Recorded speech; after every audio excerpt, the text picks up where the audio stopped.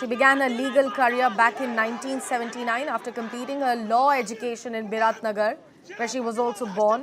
She became a senior advocate back in the year of 2007. She completed a BA from Mahendra Morang campus in 1972 and MA in political science from Banaras Hindu University in 1975. Her appointment as the interim Prime Minister will also be very crucial to India. Now, my colleague Vipin Chaubey is joining us straight from Kathmandu, ground zero. Let's understand the situation and how people are viewing the interim Prime Minister at the moment. Vipin, हमें बताइए कि सुशीला कर्की का appointment वहाँ की जनता specifically जो Gen Z हैं वो किस तरीके से देखते हैं, क्योंकि अब उन्होंने जो अपना सपोर्ट है वो सुशीला कर्की के पक्ष में रखा है, लेकिन जो वो एक गैप था जो पुराने प्रधानमंत्री ओली के बीच में मिस आउट हो रहा था जेनजी के साथ, क्या आपको लगता है लोगों से बातचीत करने के बाद कि मिसेस कर्की उस गैप को फिल कर पाएंगी? देखिए, ये एक टेम्परेरी व्यवस्था है और इस बात को जजेस जानते हैं और उनको भी एक्सेप्ट करने में उन्हें 3 दिन लगा है। वजह यह है कि 72 साल की ओली और 75 साल की कार्की, उन्हें एक ऐसा नेता चाहिए था जो युवा हो, एक्टिव हो, ऑनेस्ट हो और एक लॉन्ग टर्म के लिए नेपाल को मिल सके और नेपाल को आगे लेके जा सके। ये अंतरिम व्यवस्था के तौर पर सुशीला कार्की को प्रधानमंत्री के पद की शपथ दिलाई जा रही है। आज 2 बजे उन्हें अंतरिम प्रधानमंत्री के रूप में शपथ दिलवाई जाएगी। 3 दिन इसलिए लग गया क्योंकि जेनजीज ये कह रहे थे कि हमें सिर्फ प्राइम मिनिस्टर नहीं चेंज करना है, हमें पूरी व्यवस्था को चेंज करना है और उसके लिए हम एक नया चुनाव चाहते हैं, एक नई संसद चाहते हैं और इस संसद को भंग करवाना चाहते हैं। लेकिन जो संवैधानिक व्यवस्था है वो ये कहती है कि अंतरिम प्रधानमंत्री शपथ लेगा, वो अपनी कैबिनेट बनाएगा और उसमें उस कैबिनेट में संसद को भंग करने का प्रपोजल जाएगा, उसको एक्सेप्टेंस मिलेगी, फिर चुनाव आयोग को तैयारी करने का समय देना पड़ेगा, नई चुनाव की तारीखों की घोषणा होगी, नया चुनाव होगा और उसके बाद अगले 5 सालों के लिए एक परमानेंट प्राइम मिनिस्टर नेपाल को मिलेगा। तो जो गतिरोध अभी भी बना हुआ है सुशीला कार्की के नाम पर, मुहर तो लग गई है, आज उनका अंतरिम प्रधानमंत्री के रूप में शपथ भी हो जाएगा। लेकिन जेनजीज ये कह रहा है कि आप संसद को तत्काल भंग करिए, शपथ लीजिए और पहले फैसले के तौर पर आप संसद को भंग करने का फैसला ले लीजिए, जो कि इतना आसान नहीं होगा। इसमें संवैधानिक एक्सपर्ट्स जो हैं, कॉन्स्टिट्यूशनल एक्सपर्ट्स की राय लेनी पड़ेगी, इसका प्रोसेस क्या होता है, इलेक्शन कमीशन को टाइम देना पड़ेगा। और जैसा कि आप जानते हैं कि संसद जल चुकी है, राष्ट्रपति भवन जल चुका है, प्रधानमंत्री आवास जल चुका है और यही वजह है कि जो राजा का पुराना राज दरबार था, जो इतने सालों से उस हत्याकांड के बाद बंद था, उसी राज दरबार को प्रधानमंत्री का कार्यालय और प्रधानमंत्री का आवास और सचिवालय बनाया जाएगा। तो वहां से वो ऑपरेट कर सकेंगे, क्योंकि देश को चलाने के लिए प्रधानमंत्री की अंतरिम तौर पर व्यवस्था करनी होगी और उसके लिए उनकी व्यवस्था की जा रही है। तो फिलहाल सुशीला कार्की के नाम पर जो गतिरोध था खत्म हो गया है, लेकिन संसद को भंग करने के नाम पर अभी भी दोनों पक्षों से अभी सहमति नहीं बन पाई है और उसको लेकर डिस्कशन ऑन है। जी विपिन, अगर मैं आपसे पूछ सकूं कि हाल फिलहाल वहां पे माहौल कैसा है? जो इतना वैंडलिज्म हुआ, इतनी तोड़फोड़ मचाई गई, होटल्स में आग लगा दी गई, सड़कों को तोड़ा गया, बैरिकेडिंग तोड़ी गई, क्या इन सब में और सिचुएशन को नॉर्मलसी में वापस लाने के लिए क्या कार्य वहां पे शुरू हो चुका है? क्या लोग अभी भी सड़क पे निकल के आ रहे हैं, खास करके जो जेनजीज हैं जिनकी हम बात कर रहे हैं? नहीं, देखिए, जो मैंने मंगलवार और बुधवार को तस्वीर देखी थी काठमांडू की, उससे तस्वीर अब बदल चुकी है। अब लोग अपने काम में भी बिजी हैं, दुकानें खुल रही हैं और आज से दिन का कर्फ्यू भी हटा दिया गया है। तो जो रूटीन लाइफ है वो लाइफ पटरी पर लौट रही है। उतनी बड़ी संख्या में लोग सड़कों पर नहीं हैं, छोटे छोटे ग्रुप्स में हैं, लेकिन सेना ने बहुत सख्ती कर रखी है और अगर कोई ग्रुप प्रोटेस्ट करता है तो बाकायदा वो घुटनों पर बैठकर बंदूक उनकी तरफ तान देते हैं। तो इससे आप अंदाजा लगाइए कि अब सेना किसी तरह का वायलेंस को एक्सेप्ट करने के मूड में और फेवर में नहीं है और ये बता भी दिया गया है। और वो जो चाहते थे वो ये चाहते थे कि ओली यहां से चले जाएं, ओली अपने स्टेप डाउन करे, वो हो चुका है और अब एक नई व्यवस्था बन रही है, उसको बनने में समय लगता है। तो लोगों में अभी रोष है, थोड़ा कंफ्यूजन का माहौल है, लेकिन मंगलवार और बुधवार जैसा संसद को जलाने के दिन हुआ था, उसके एक दिन पहले गोलीकांड हुई थी, उस तरह की सिचुएशन फिलहाल काठमांडू में नहीं है। अब धीरे धीरे सिनेरियो चेंज हो रहा है और वापस नॉर्मल रूटीन, नॉर्मल लाइफ की तरफ काठमांडू बढ़ रहा है। जी विपिन, सुशीला कर्की की अगर वापस बात करी जाए तो उन्होंने पहले बात की है प्रधानमंत्री मोदी जी के बारे में भी, और वो किस तरीके से प्रधानमंत्री मोदी के नेतृत्व को देखती हैं। उनका अंतरिम प्रधानमंत्री बनना नेपाल का भारत के लिए क्या मायने रखता है? देखिए ये उनके शपथ लेने के बाद उनकी स्ट्रैटेजी, उनकी प्लानिंग क्या होगी क्योंकि भारत से वो दूर नहीं है और आप हम्म। जानते हैं उनकी हायर एजुकेशन बनारस हिंदू विश्वविद्यालय में एमए पॉलिटिकल साइंस की वो छात्र रही हैं। तो उनका लगाव तो रहा है, आना जाना भी रहा है और बहुत सारे ऐसे लोग बताते हैं, उनके बहुत सारे दोस्त ऐसे हैं जो अब भी भारत में रहते हैं।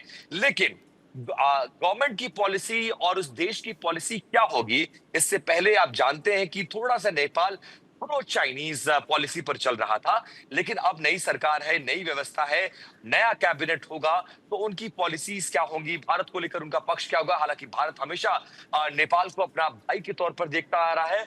और मैंने इससे 10 साल पहले मुझे याद आ रहा है 2015 का वो दौर जब काठमांडू में अप्रैल के महीने में एक बहुत बड़ा भूकंप आया था, तब भी भारत ने भूमिका निभाई थी। और आज भी नेपाल को सप्लाई होने वाली 80% से ज्यादा चीजें, चाहे वो चीनी हो, खाद हो, तेल हो, फूड प्रोडक्ट्स हो, फ्रूट्स हो, सब कुछ इंडिया से आता है।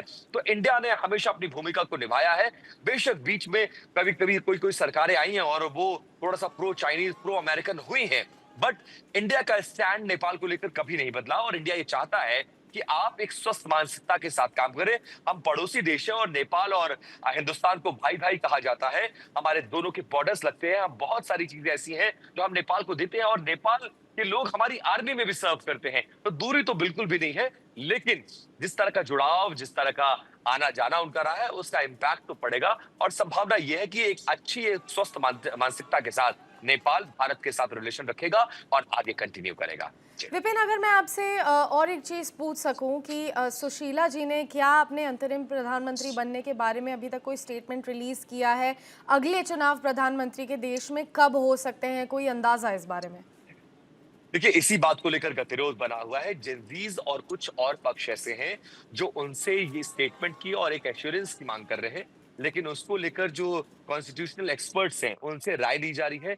2 बजे शपथ होगा, प्रॉपरली वो टेक ओवर करेंगे और उसके बाद जब वो प्रेस कॉन्फ्रेंस करेंगे तो उसमें ये सवाल पूछा जाएगा, क्योंकि बहुत सारी ऐसी चीजें हैं जो 5-7 लोगों के बीच में है। राष्ट्राध्यक्ष, राष्ट्रपति, जेनजीज और इसके अलावा सुशीला कार्की और 1-2 और पॉलिटिकल पार्टी जो एक्सपर्ट के तौर पर इस डिस्कशन में है। तो वो चीजें अभी बहुत ज्यादा बाहर नहीं आ रही है और सुशीला कार्की अभी मीडिया से फ्रेंडली भी नहीं है और इंटरैक्शन भी नहीं कर रही है। तो माना जा रहा है कि शायद शपथ लेने के बाद वो इंटरैक्शन करेंगी और उसके बाद पिक्चर क्लियर होगी।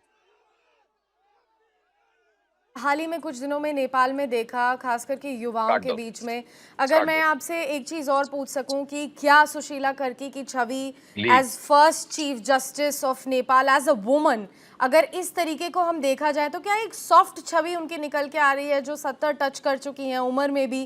क्या आपको लगता है कि वो हालात सुधारने में थोड़ा मददगार रहेगी? I think we lost connection with Vipin over there, but I would like to thank him for providing us all the crucial details coming in straight from ground zero. He has provided us a lot of details with regards to the oath-taking ceremony as interim Prime Minister of Sushila Karki, which is slated to happen at 2 p.m. today. Where exactly is it going to happen? What all are Gen Zs still demanding? Are they happy with the choice that they have made? Let's discuss this further with regards to what is next as far as the relationship between India and Nepal is concerned and what will change after Nepal gets an interim Prime Minister. Today, my colleague Ishita Mitra is joining us live from Newsroom. Ishita, please tell us, since we've been speaking about how Sushila Karki completed her masters here in India, she has a special affection for India, also Prime Minister Modi's administration. I want to understand from you, after her selection as the interim Prime Minister of Nepal, where we saw massive violence, vandalism happening, people there on street, so many people breaking the prison, trying to flee to India also at the borders, how will situation likely change going forward? Okay, I think, Sakshi, that's a very crucial question to ask, that what happens next. Now we have a decision, a consensus has been built up among the young protesters as to who's going to now fill the political void in Nepal. And the name that has come up is of Sushila Karki. She's going to take oath today, as you just mentioned. So at 2 o'clock, we're going to see the swearing-in ceremony. And now the task for her at this point will be to restore conditions where a general election can take place. Because as you remember, protesters have been saying all along that they want a change in the country, a change in guard, and that has to come through election, through participation of these young protesters in a democratic exercise. So the general election has to be the next task, and for that, of course, this interim prime minister is now going to set conditions, is now going to have other cabinet ministers in place so that they can restore normalcy in Nepal. They can have as you mentioned before as well, a lot of buildings that represented democracy in Nepal were burnt down. So all of that has to be set up in terms of infrastructure and in terms of political conditions as well. A stable condition has to be there in Nepal to hold elections so that young protesters can then have their demands met in terms of having an elected prime minister lead a country who is representing the voices of these young protesters.